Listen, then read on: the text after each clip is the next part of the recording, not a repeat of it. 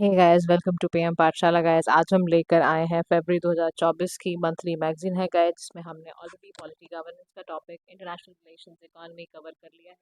आज गाइस हम इकोनॉमी में जो इम्पोर्टेंट शॉर्ट्स हैं उनको कवर करने जा रहे हैं, क्योंकि शॉर्ट्स भी आपके लिए इम्पोर्टेंट है, चाहे वो प्रीलिम्स पर्सपेक्टिव हो, चाहे आपको मेंस में आंसर राइटिंग करनी हो, ऐसे लिखना हो, तो हर जगह पे बड़ा इंपॉर्टेंस शॉर्ट्स भी रखता है। तो आज का जो पहला टॉपिक है, इसमें हम बात करेंगे higher financial limits for NS and NIS. तो देखो, जो पब्लिक अकाउंट कमेटी है उसने अप्रूव करा है revision of financial limits for new service and the new instrument services. ठीक है, ध्यान से सुनना, बड़ी इंपॉर्टेंट बात बताने जा रही हूँ। क्या बोला है? पब्लिक अकाउंट कमेटी ने फाइनेंशियल लिमिट्स को रिवाइज करते हुए new service and new instruments of services को अप्रूव करा है। रिपोर्ट में है क्या, ध्यान से सुनना। रिपोर्ट जो प्रपोज की गई है मिनिस्ट्री ऑफ फाइनेंस ने किया है, ताकि वो फाइनेंशियल लिमिट्स को, चाहे न्यू सर्विस है चाहे वो न्यू इंस्ट्रूमेंट ऑफ सर्विस है, दोनों की रेस किया है। तो this limits applied whenever expenditure provisions are augmented through appropriation of funds, ऐसे करके करा हुआ है। और एक्सपेंडिचर जो है वो बियॉन्ड फाइनेंशियल लिमिट से क्योंकि जा रहा है, तो वो किया हुआ है। अच्छा, इसकी कुछ की हाइलाइट्स हैं। देखो, दोनों हाइलाइट्स को समझ लो। समझ में मुद्दा ये आना चाहिए कि न्यू सर्विस क्या होता है और न्यू इंस्ट्रूमेंट ऑफ सर्विसेज क्या होता है। तो न्यू सर्विस का मतलब है कि जो भी एक्सपेंडिचर आपके नए पॉलिसी डिसीजन लेने की वजह से आया, उसको कहते हैं। न्यू इंस्ट्रूमेंट ऑफ सर्विसेज का मतलब है कि लार्ज एक्सपेंडिचर जो आपकी एग्जिस्टिंग पॉलिसी जो आपने किया है, मान लो कोई एग्जिस्टिंग कंपनी है, उसको एक्सपेंड करने में जो आपने नया एक्सपेंडिचर खर्च किया है, उसको हम न्यू इंस्ट्रूमेंट ऑफ सर्विसेज कहते हैं।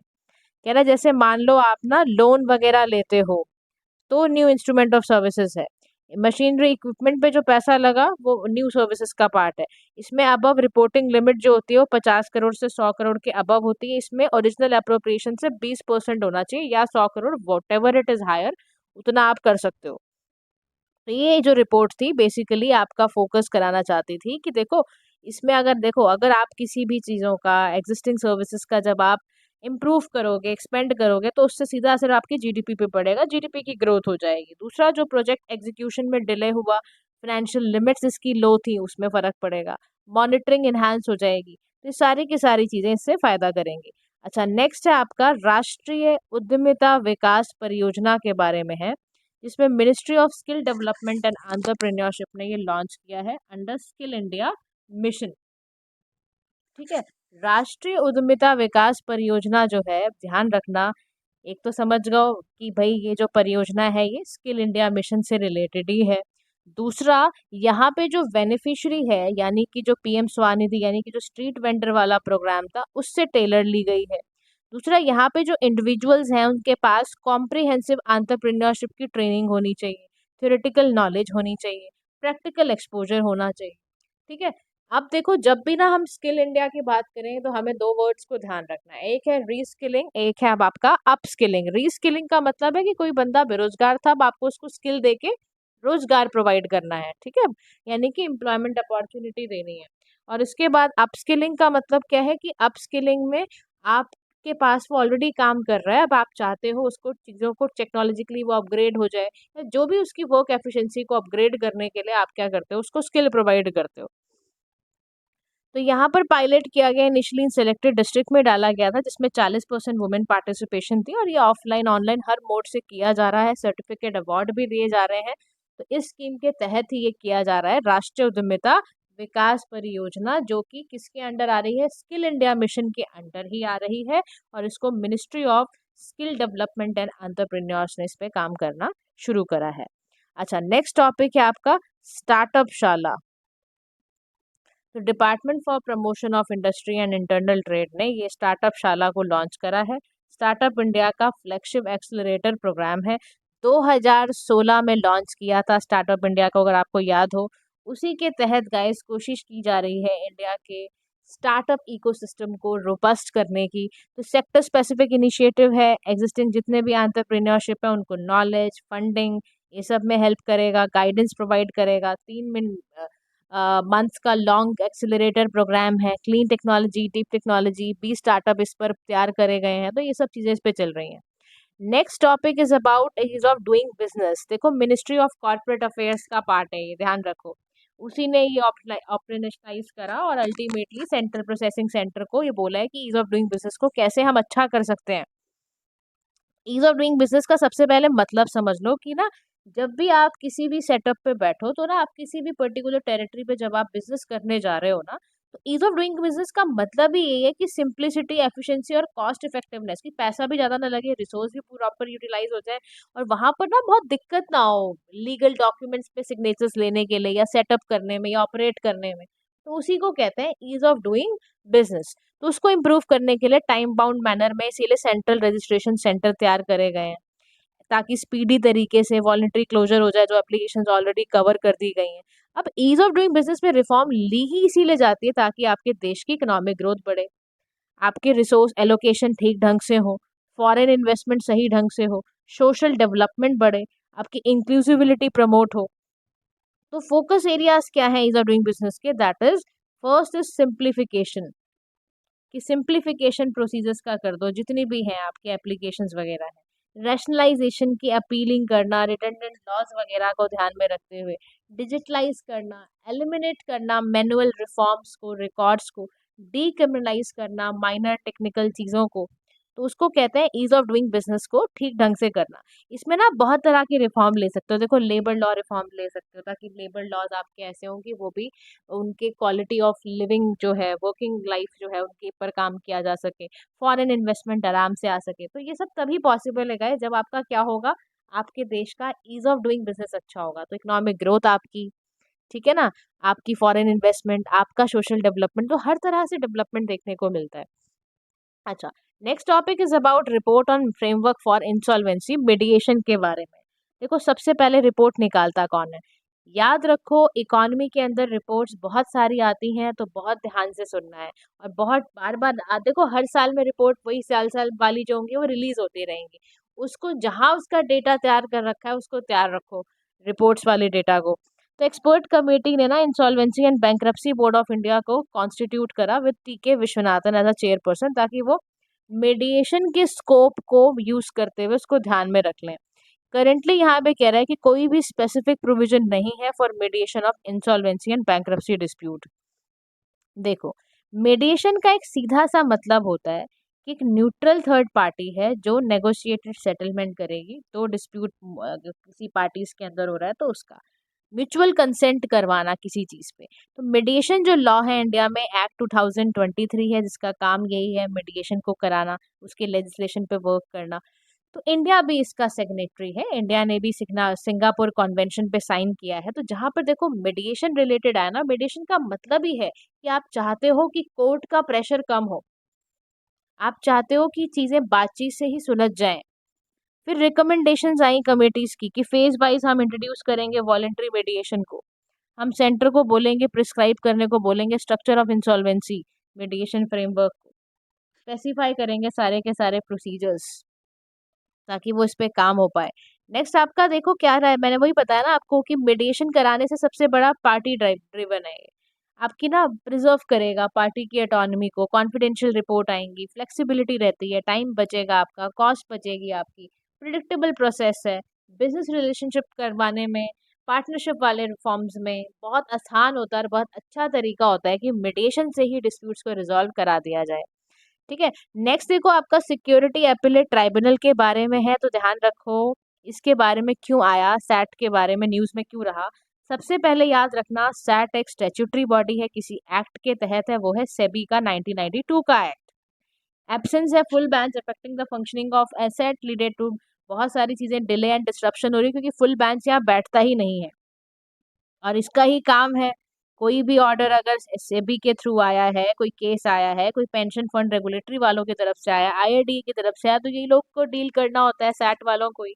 तो प्रिसाइडिंग ऑफिसर, जुडिशियल मेंबर, ये सब इसको, इनके पास सैट को जो है ना अपॉइंटमेंट जो होती है, ज्यादातर यहाँ के प्रिसाइडिंग ऑफिसर की, जुडिशियल मेंबर्स की, सेंट्रल गवर्नमेंट करती है इन कंसल्टेशन विद सीजीआई। ठीक है। फिर उसके बाद technical members are appointed on recommendation of search cum selection committee के बेसिस पर।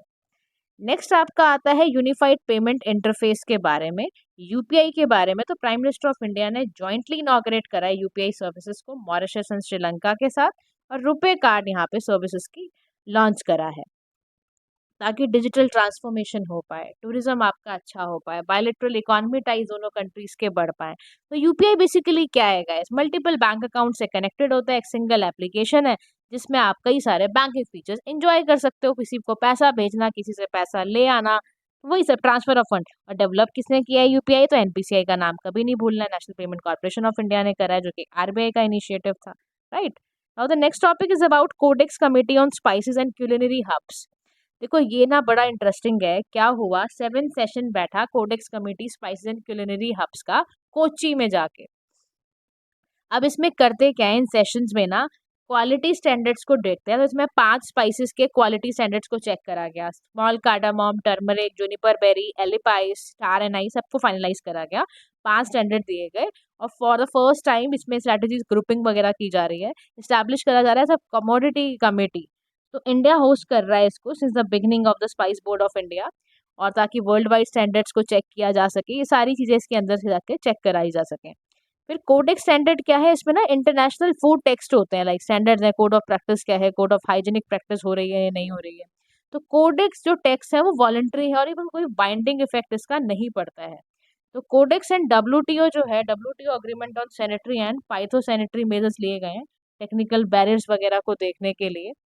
तो उसके बाद ना देखो कोडेक्स काम क्या करता है, तो याद रखो ये international body, sorry food standard body है ये, फाओ के अंदर काम करता है, डब्ल्यूएचओ के साथ मिलकर 1963 से इसको बनाया गया। इसका काम पता है क्या है?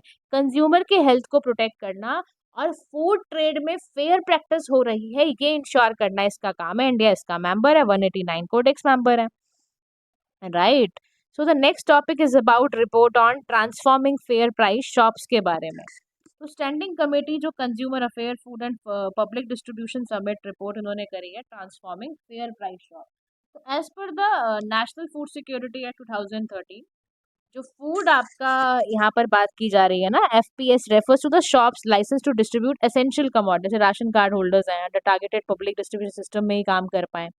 ऐसे जो लाइसेंस होते हैं, एक ऑर्डर के तहत इसको इशू किया जाता है और इसमें रेगुलेट करना, कंट्रोल करना प्रोडक्शन को, सप्लाई को, सर्टेन कमोडिटीज़ को। तो 1997 में लॉन्च किया गया और इसमें लोअर सब्सिडाइज फूड प्राइसेस रखे जाते हैं for below poverty line families के लिए।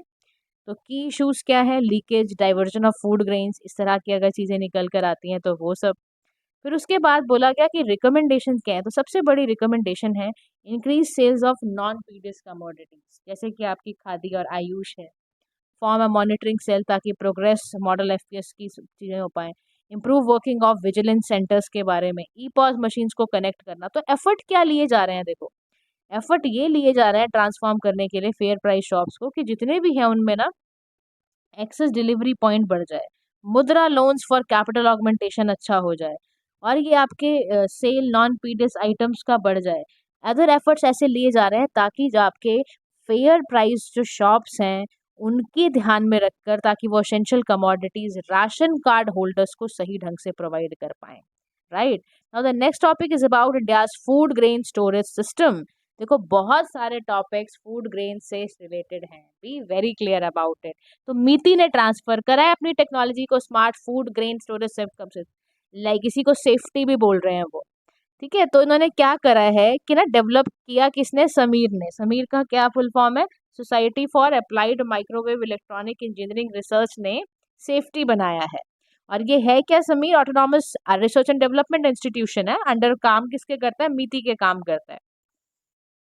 तो इसमें क्या है कि लोडिंग करना, अनलोडिंग करना, ग्रेन बैग्स का ट्रेसेबिलिटी रखना, online weight and moisture measurement करना। तो नीड क्या है scientific food grain storage system की? सबसे बड़ी नीड है लो प्रोडक्शन कैपेसिटी की। इंडिया का जो अकाउंट है 14% ग्लोबल पॉपुलेशन का है, 11% एरेबल लैंड का है। इनएडिक्वेट स्टोरेज कैपेसिटी, इंडिया का जो फूड स्टोरेज है ना उसमें खाली 47% का टोटल प्रोडक्शन है।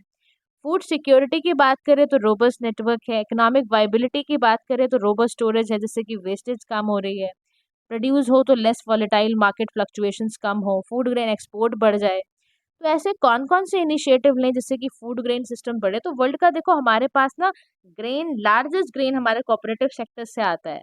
तो इसीलिए हमें ज़रूरत है कि हमारे जितने भी रूरल एरियाज में गोडाउन्स वगैरह की कंस्ट्रक्शन बनी हुई है उसको हम अच्छे से खंगालें। राइट? या जितने भी हमारे असेट्स हैं उसको हम ठीक ढंग से लें, ताकि हमें बहुत ज़्यादा ज़रूरत है कि हमारे जो फूड ग्रेन सिस्टम है, स्टोरेज सिस्टम है, वो साइंटिफिक वे में आ जाए। फिर यहाँ पे क्या कह रहा है, कैबिनेट ने अप्रूव करा है additional activities in NLM, national livestock missions में कुछ काम किया है। कह रहा क्या, सबसे पहले एडिशनल कवरेज करा है कि जो भी एंटरप्रेन्योर एलिजिबिलिटी बता दी, जो भी कैपिटल सब्सिडी या आपका स्टेट गवर्नमेंट जो भी है आपकी, वो असिस्ट करना चाहती है हॉर्स डंकी इनको, तो वो आ सकते हैं बाहर। और उसके बाद देखो ये काम इसलिए किया जा रहा है ताकि ना फॉर्दर सप्लाई इनको मिलती रहे। तो जो भी एलिजिबल एंटरप्रेन्योर होगा कैपिटल सब्सिडी उसको मिलेगी, अगर वो इनके इंफ्रास्ट्रक्चर के लिए काम करता है तो मिलेगी, स्टेट गवर्नमेंट को भी असिस्टेंस मिलेगी। देखो हमारा बहुत बड़ा मुद्दा ये है कि लाइफ स्टॉक इंश्योरेंस जो प्रोग्राम है उसको सिंप्लीफाइड भी करा जाए, ताकि प्रीमियम वगैरह आ जाए, सेंटर स्टेट में वो शेयर बढ़ जाए, और नंबर ऑफ एनिमल्स ताकि जो है वो उनको ठीक ढंग से हम पालन पोषण कर पाए, इंश्योर रख पाए। तो एनएलएम का बेसिकली आप समझ रहे हो, नेशनल लाइफ स्टॉक मिशन जो है वो आपका ministry of fishery animal husbandry के अंडर काम कर रहा है, सेंट्रली स्पॉन्सर्ड और सेंट्रली स्टेट आपके सेक्टर स्कीम के तहत होता है। तो इसमें क्या हो रहा है, जितने भी एंटरप्रेन्योरशिप इस पर्टिकुलर इंडस्ट्री के लिए निकल कर आ रहे हैं, वो पर एनिमल प्रोडक्टिविटी बढ़ा सके, ब्रीड की इम्प्रूवमेंट कर सके, ताकि क्या हो भैया, देश में बड़ी डिमांड है, बहुत पॉपुलेशन हो गई है, तो मीट है, एग है, मिल्क है, इसकी प्रोडक्शन अच्छी करनी है अगर हमें, तो हमारा जो नेशनल लाइफ स्टॉक मिशन है उसको काम भी ढंग से करना पड़ेगा। तो ब्रीड इम्प्रूवमेंट, फीड फॉडर और इनोवेशन को बढ़ाने की जरूरत है। फिर इनिशिएटिव लिए जाए अंडर प्रधानमंत्री फसल बीमा योजना। तो कॉम्प्रिहेंसिव क्रॉप इंश्योरेंस है from pre sowing to pre harvest. तो कृषि रक्षक पोर्टल है, हेल्पलाइन है 14447, ताकि मल्टीलिंगुअल सपोर्ट मिल पाए, ट्रांसपेरेंट कम्युनिकेशन हो पाए। फिर उसके बाद है कि लर्निंग मैनेजमेंट सिस्टम, ताकि स्टेक होल्डर्स को एफिशिएंट ढंग से वो क्रॉप इंश्योरेंस वगैरह पे काम कर पाए। साथी पोर्टल है, हेल्थ लाइफ इंश्योरेंस, ये सारी चीजें, ताकि एक देखो सारथी प्लेटफॉर्म एक तरह का डिजिटल प्लेटफॉर्म है जो कि ना यूएनडीपी कोलैबोरेशन के साथ काम कर रहा है। फिर एनुअल सर्वे इंडस्ट्रीज का नहीं भूलना है, कौन कंडक्ट कराता है पेपर में आएगा, तो याद रखो रिलीज करने वाला ministry of statistics and programme implementation है। प्रिंसिपल सोर्स है इंडस्ट्रियल सेक्टर स्टैटिस्टिक्स का, under the collection of statistics act 2008 आता है। तो इसके अंदर ये ना काम, इसमें बीड़ी सिगार वर्कर्स के लिए या आपके डिफेंस एस्टेब्लिशमेंट, इस पे काम करना। तो in terms of gross value addition जो गुजरात है remained at the top, followed by Maharashtra, Tamil Nadu. तो टॉप 5 स्टेट्स हैं इन टर्म्स ऑफ एम्प्लॉयमेंट है, मैन्युफैक्चरिंग सेक्टर है, इसमें रेजिलियंस ताकि इसकी बढ़ी रहे। तो मैन्युफैक्चरिंग सेक्टर में बोल रहा है कि अगर ना हम इंडस्ट्रीज की बात करें तो हमारे जीडीपी पे 17% कंट्रीब्यूट करता है, और इंडिया बहुत ज्यादा कोशिश कर रहा है कि 17% 25% हो जाए 2025 तक। ठीक है, तो इसीलिए क्योंकि हमारी डिमांड बहुत है, एफडीआई भी आ रहा है। और लेकिन चैलेंजेस पता है क्या है, क्रेडिट नहीं है, अवेलेबिलिटी नहीं है। कंपैरिजन अगर आप चाइना वियतनाम से करोगे तो हमारे यहाँ इतना लैक है, स्किल्ड लेबर नहीं मिलती, अनऑर्गेनाइज सेक्टर में काम करती है, इंफ्रास्ट्रक्चर में इतने बॉटलनेक्स हैं, इतनी दिक्कत है कि आप उससे बाहर ही नहीं आ पा रहे हो, तो इंडस्ट्री आपको बहुत अच्छा जीडीपी भी नहीं प्रोवाइड कर पा रही है। उसके लिए हम कुछ काम कर रहे हैं, पीएम गति शक्ति हमने चला रखा है, मेक इन इंडिया इनिशिएटिव 2014 से चला रखा है। गाइस ईयर याद रखो, पेपर में डायरेक्ट वो मैच द कॉलम आपके पीसीएस एग्जाम्स में पूछ लेते हैं, तो वो भी याद रखना है। नेक्स्ट संगम आपका डिजिटल ट्विन इनिशिएटिव है, जो कि डिपार्टमेंट ऑफ टेलीकम्युनिकेशन देकर आता है प्रूफ ऑफ कॉन्सेप्ट बेस पर। इसमें क्या करता है, डिजिटल ट्विन और आर्टिफिशियल इंटेलिजेंस सारी चीजों को मिला देता है, और one of the major city जो इंडिया में है वो 2 स्ट्रीम पे काम कर रही है, एक्सप्लोरेशन स्टेज, डिमॉन्स्ट्रेशन स्टेज। तो डिजिटल ट्विन एक वर्चुअल मोड है जो कि एक्यूरेटली रिफ्लेक्ट करता है रियल वर्ल्ड फिजिकल ऑब्जेक्ट को, आपके ऑब्जेक्ट की लाइफ साइकिल को। डिजिटल ट्विन आपके सिमुलेशन से भी डिफरेंट है। तो digital twin already being used in power generation equipment, large physical structure, ये सब चीजों में यूज करा जा रहा है। समझ रहे हो, डिजिटल ट्विन का मतलब ध्यान समझना, वर्चुअल मॉडल है कि आप उसको एक्यूरेटली रिफ्लेक्ट कराना चाहते हो रियल वर्ल्ड फिजिकली ऑब्जेक्ट की तहत, यानी जिसमें आपने क्या करा है, आर्टिफिशियल इंटेलिजेंस, 5G, ये सब को मिलाकर आप एक इंफ्रास्ट्रक्चर के प्लानिंग सॉल्यूशंस को बाहर निकाल के लेकर आ रहे हो। तो वो हर जगह पे ला रहे हो, चाहे वो हेल्थ सेक्टर हो, ऑटोमेटिव सेक्टर हो, हर जगह पर। अब डिजिटल ट्विन से फायदा पता है क्या होगा, रिमोट मॉनिटरिंग आराम से हो जाएगी, आपको हैजार्डस ऑपरेशंस का पता पहले ही चल जाएगा, प्रोडक्शन अच्छी हो जाएगी, आपके आउटपुट की क्वालिटी अच्छी होगी, अर्बन प्लानिंग में बहुत मदद करेगा, तो ये सब फायदे हो जाएंगे। डिजिटल क्रिएटर इकोनॉमी बेहद इंपॉर्टेंट क्वेश्चन है, पेपर में पूछ सकते हैं क्रिएटर इकोनॉमी क्या होती है। तो देखो डिजिटल क्रिएटर इकोनॉमी का मतलब है कि वो इकोनॉमी का सेगमेंट जहां पर व्यक्ति कंटेंट, प्रोडक्ट, सर्विस को मोनेटाइज करता है डिजिटल प्लेटफॉर्म के तहत। तो यूनियन गवर्नमेंट ने इनॉग्रेट करा edition of national creator award. इसका काम क्या है? डाइवर्स वॉइसेस को सेलिब्रेट करना, इंडिया की ग्रोथ को, कल्चरल नैरेटिव्स को। तो इसमें क्या है कि फीचर कर रहा है वाइड एरे ऑफ कैटेगरी, जैसे कि excellence, impact across various domain, story telling, social change advocacy करना, ये सारा का सारा। अब इसको वेट कौन करता है? mygovindia.com। कॉम्बिनेशन है इसमें, जूरी भी है और पब्लिक वोट्स दोनों ही इसके अंदर आते हैं। फिर करंट स्टेट की बात देखो इंडियन क्रिएटर इकोनॉमी की, तो 80 मिलियन क्रिएटर्स हैं, नॉलेज प्रोफेशनल्स हैं इंडिया के। फिर 1.5 लाख प्रोफेशनल कंटेंट क्रिएटर है इंडिया में जो मोनेटाइज कर रहे हैं इसको इफेक्टिवली। तो अपॉर्चुनिटीज की यहाँ बात हो रही है क्रिएटर इकोनॉमी में। इंडिविजुअल्स के लिए फायदा क्या है? आपको इनकम स्ट्रीम बढ़ेगी, फ्लेक्सिबल वर्क मॉडल मिलेगा। बिजनेस पॉइंट ऑफ व्यू से क्यों अच्छा है? कि मार्केटिंग अच्छी मिल जाएगी, कम्युनिटी बिल्डिंग होगी। Social economy point of view से क्या अच्छा है? कल्चरल एक्सप्रेशन बाहर आएंगे, एंटरप्रेन्योर का माइंडसेट यानी कि और आइडियाज जनरेट होंगे। लेकिन चैलेंजेस भी हैं। कह रहा क्या? कह रहा मेंटल हेल्थ, बर्नआउट, बहुत कंपटीशन है, इंटीग्रिटी कंसर्न है, लोग इतनी ईमानदारी से कर भी पाएंगे जो कह रहे हैं वो कर पाएंगे? फिर gatekeeping and algorithm biases platform में बहुत ज्यादा होता है। एक शब्द इसमें आया गाइस, गेट कीपिंग। क्या होता है ये गेट कीपिंग शब्द? यानी कि activity of controlling resources, opportunities को, जिसकी वजह से एजुकेटर्स को हर जगह पर एक कंपटीशन देखना पड़ रहा है गलत तरीके का। तो ग्रेट रीजंस क्या है कि भाई ऐसे क्रिएटर इकोनॉमी इंडिया में हो तो एक्सेसिबिलिटी बढ़े, ताकि आपकी इम्प्रूव्ड हो, आपका स्मार्टफोन, आपके बूम हो सोशल मीडिया लैंडस्केप, आपके फॉर्मल एम्प्लॉयमेंट बढ़ जाए, कोविड-19 पेंडेमिक का क्रिएटिविटी बढ़ जाए। तो इस सबको करने के लिए ऐसा गाइस किया यहाँ पर जा रहा है। अब देखो इनपुट सर्विस आपका आईएसडी है, इनपुट सर्विस डिस्ट्रीब्यूशन। तो इंटरिम बजट ने इसको प्रपोज करा है कि आईएसडी कंपनीज का हो, मल्टीपल सिटीज में हो।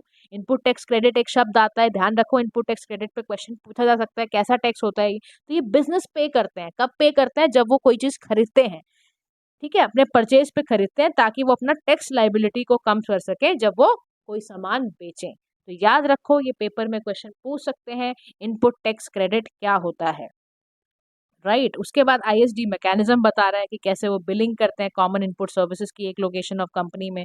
फिर कैसे परमिट देते हैं बिना जीएसटी रजिस्ट्रेशन के, ताकि ना आपकी डिस्प्यूट खत्म हो। 3 नए मेजर रेलवे कॉरिडोर्स अनाउंस किए हैं, मैंने आपको पहले ही बताया। पीएम गति शक्ति is highly working for industrial sector. अभी हमने पढ़ा कि 17% है, हम चाहते हैं 2025 से 25% हो जाए जीडीपी के। तो उसके लिए हमने क्या करा है? पीएम गति शक्ति में 3 मेजर हम इंटरिम बजट के अंदर लेकर आए हैं, ताकि energy, mineral, cement corridor, poor connectivity corridor, high traffic density वालों पर हम काम कर सकें, तो ताकि लॉजिस्टिक एफिशिएंसी बढ़े, रिड्यूस हो कॉस्ट, डिकंजेशन हो, मॉडल शिफ्ट फैसिलिटेट हो। तो पीएम गति शक्ति नेशनल मास्टर प्लान जो है 2021 में लॉन्च होता है, मल्टी मॉडल, ताकि इंफ्रास्ट्रक्चर की कनेक्टिविटी बढ़े, comprehensive database trunk, utility infrastructure अच्छा हो जाए, आप सेल्फ रिलायंस को अचीव कर पाए, रेलवे, रोड, वाटरवेज, ये सब आपका ड्राइव इन हो पाए, इनकॉर्पोरेट कर पाओ आप इंफ्रास्ट्रक्चर स्कीम्स को, लाइक भारतमाला, सागरमाला, ये सारा का सारा करने के लिए। तो पीएम गति शक्ति 6 चीजें दे रहा है आपको, कॉम्प्रिहेंसिवनेस यानी हर डिपार्टमेंट की विजिबिलिटी बढ़े, जो भी क्रिटिकल डेटा निकल कर आ रहा है, जब भी आप कोई प्लान कर रहे हो उस पर ध्यान दो, प्रायोरिटाइज करो अपने सारे सेक्टर्स डिपार्टमेंट्स को, ऑप्टिमाइज करो अपने प्लान को, सिंक्रोनाइज, एनालिटिकल, डायनामिक। इससे क्या होगा कि आप अपने काम को सही ढंग से कर पाओगे। तो सारे के सारे शब्दों को रिवाइज करना है कि कौन कौन से वर्ड्स दिए गए हैं। अच्छा, नीति आयोग ने एक रिपोर्ट निकाली एलएनजी के लिए, कि एलएनजी जो है यानी लिक्विफाइड नेचुरल गैस जो है, उसको एज अ ट्रांसपोर्टेशन फ्यूल की तरह लिया जाए। तो नीति आयोग ने लॉन्च करा ट्रांसपोर्टेशन फ्यूल के बारे में, medium and heavy commercial vehicle जो है। तो आउटकम था नीति आयोग का, एम्बेसी ऑफ नीदरलैंड ने बायलैटरल कोऑपरेशन के साथ इसको निकाला है। लिक्विफाइड नेचुरल गैस क्या है? Clear, colourless, non toxic liquid है, that form when natural gas, जब आपकी कूल हो जाती है लिक्विड स्टेट में तब किया जाता है। तो ये क्या करा जा रहा है? शॉप शिपिंग में या स्टोरेज में -162 डिग्री सेल्सियस पे क्यों रखा जाता है। अब ये ना देखो क्यों कर रहे हैं, समझने की बात ये है कि नीति आयोग ऐसा क्यों चाहती है कि एलएनजी को ऐसा पुश मिले। क्यों चाहती है? क्योंकि हमारा एक सबसे बड़ा टारगेट था, जो हमने अपने जितने भी हमारे ये कॉप हुए हैं, है ना, कॉप में हमने जब तो लिया था हमने, तो कॉप में हमने ये कॉप 26 आई थिंक 26 में हमने नेट जीरो बाय 2070 जो हमें करना है, ताकि हमारा बहुत ज़्यादा ध्यान है कि हम CO2 इमिशन को रिड्यूस कर पाएँ, ऑयल इंपोर्ट की डिपेंडेंसी को ख़त्म कर पाएँ। हमारा बड़ा ध्यान है कि हम गैस बेस्ड इकोनॉमी की तरफ बढ़ें, ठीक है? और हम रैपिडली चाहते हैं ट्रकिंग मार्केट करना, यानी कि हम क्वाड्रपल, यानी कि हम बहुत जल्दी चाहते हैं कि हमारी मार्केट भी बढ़े। फिर जो चैलेंजेस हैं LNG को लॉन्च करने में, इसकी इनिशियल कॉस्ट बहुत महंगी है गाइस। ट्रेडिशनल डीजल ट्रक से भी ज़्यादा महंगी पड़ेगी हमें। आउटलेट्स बनाओगे वहाँ भी, और मार्केट में अभी लेने में लोग बहुत हेजिटेट भी करेंगे। तो कह रहा है, लेकिन रिकमेंडेशन नीति आयोग क्या दे रहा है कि डिमांड एग्रीगेटर की तरह देखो इसमें लो, ताकि जब डिप्लॉय करोगे ना आप, तो व्हीकल में आपका देखो एम यही होना चाहिए कि कॉस्ट रिड्यूस और हाई वॉल्यूम में बिके। फिजिकल इंसेंटिव ले लो अगर आपको लगता है ऐसा, तो टोल फी एग्जेम्पशन दे दो, प्रोडक्शन लिंक इंसेंटिव दे दो, कुछ ना कुछ है ना, नॉन फिजिकल इंसेंटिव दे दो, preferential right of way, eco labels वगैरह लगा के। तो गवर्नमेंट इनिशिएटिव में क्या, inclusion of LNG as transport fuel modifying central motor vehicles, draft कर लो LNG पॉलिसी को, अलाउ करो रेट्रोफिटिंग ऑफ डीजल व्हीकल्स को। तो ये सारी की सारी चीज़ें यहाँ पर आपको करनी होंगी, तभी आप सही ढंग से लिक्विफाइड नेचुरल गैस को लॉन्च कर पाओगे इंडिया में, right? So that is why it is doing. तो देखो सारे ही शॉर्ट्स बहुत इंपॉर्टेंट थे गाइस, बड़े ध्यान से हमें इसको समझते हुए करना है। कल से हम गाइस शुरू करने वाले हैं सिक्योरिटी की video. Stay tuned to our channel. Thank you so much for listening. Do like share and subscribe to PM Pathshala. Have a nice day to all.